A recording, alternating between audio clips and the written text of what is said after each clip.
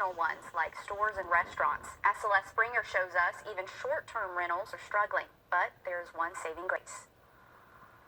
It hasn't been a great year for the hospitality industry, with the Masters going patronless, holiday travel down. It's been pretty tough, but there's also been a saving grace.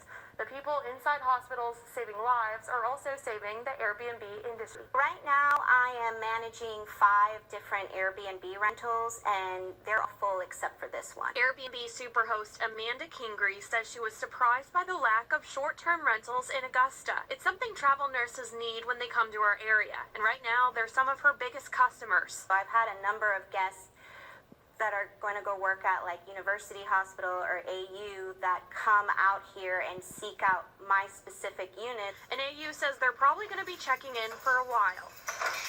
I would continue to see them being part of our staffing plan for the foreseeable future. When travel nurses take a load off here, they're also supporting other businesses. It features local coffee, candles, and decor, and she staffs a local company to rigorously sanitize everything. It's been great to say that we've been able to, make ends meet through this craziness, but it's been a blessing. AU says they are still looking for even more travel nurses, which means there could be a possibility of more business coming to short-term and long-term rentals like this one. In Augusta, Celeste Springer, on your side. Or doesn't develop properly. Her parents were told she would never walk or even talk. Today she's 37 years old and she's beaten all the odds. News 12's Sydney Heiberger introduces us to her. Getting around looks a little different for Jaquella Thompson. I walk with forearm crutches, and I also use a walker at times, not much. She was diagnosed with spina bifida at birth.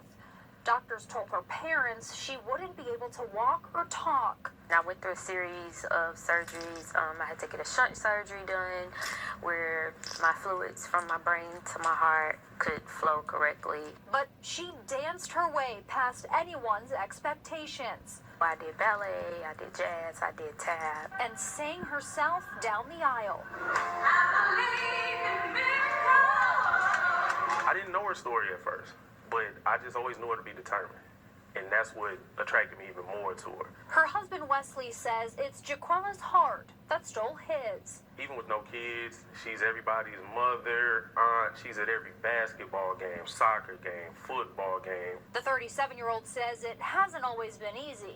You'll see people in stores and things like that, and they're like, oh, you get around good with those. Yeah, I kind of just, over time. But for her, she always made it possible. If it's something that an opportunity presents itself, I'm going for it. Today, Jaquella does theater, sings in her church choir, and mentors other women. Growing up, I would think, God, why me? But then as I got older, I was like, why not me? Helping them find their purpose, just as spina bifida helped her find hers. I really think that God put me here to inspire people. But I wouldn't change anything. Not a thing. In Augusta, Sydney Heiberger, on your side. What a strong woman and a beautiful voice there. Jaquella even wrote and recorded her own song about her life and perseverance. It's called Living Proof. You can find it on YouTube. Mid-50s by tomorrow, and that will be a little bit of a warm-up that will take us into the last week of 2020. We have more thunderstorms to get through as well. I'll take a look at your New Year's Eve forecast coming up. All right, thanks, Chris. Well, the holidays aren't always easy for everyone, and hundreds of people across the Seattle area. Thanks, Chris. Well, the holidays aren't always easy for everyone, and hundreds of people across the Seattle area are mourning recent losses. Those who lost their lives to COVID-19. DHEC reports more than 9,700 people in Georgia have died from the virus. About 300 of those came out of Richmond and Columbia counties. Their families are left trying to cope in what was supposed to be the most joyous time of the year. Our Celeste Springer spoke to one mother who lost her son to the virus this past summer. She tells us she just couldn't get him off her mind this holiday. You get up thinking that morning, what would they be doing? And you miss them so much. He would get up every Christmas and just like a big kid, like help him put his toys together and play. It's like he was a big child. Coming up family who spent their first Christmas without a loved one, and they'll tell us what words of caution they have as we approach the new year. Well, nearly 3 out of every traditions revolve around bringing people together.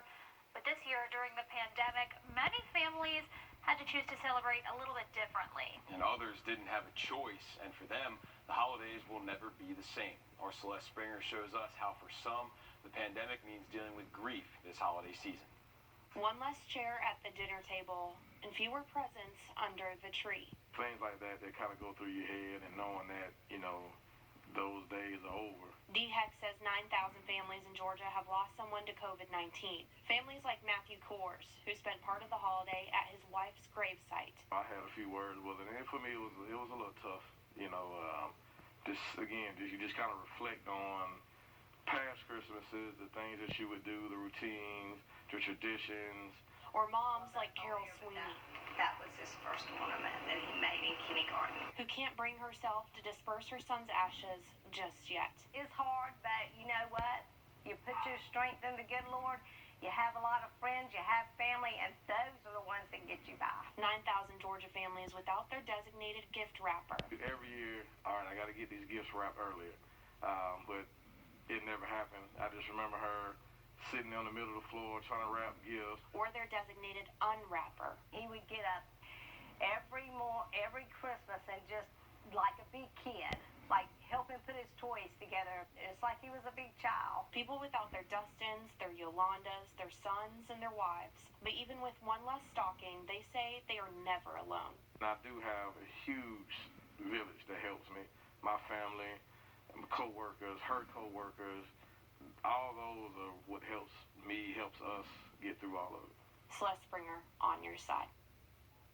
And both families we talked to today encourage you to be safe as you make plans for the upcoming New Year's. They hope it could mean the difference of making sure other families get to spend time with their loved ones next year. Well, as Congress debates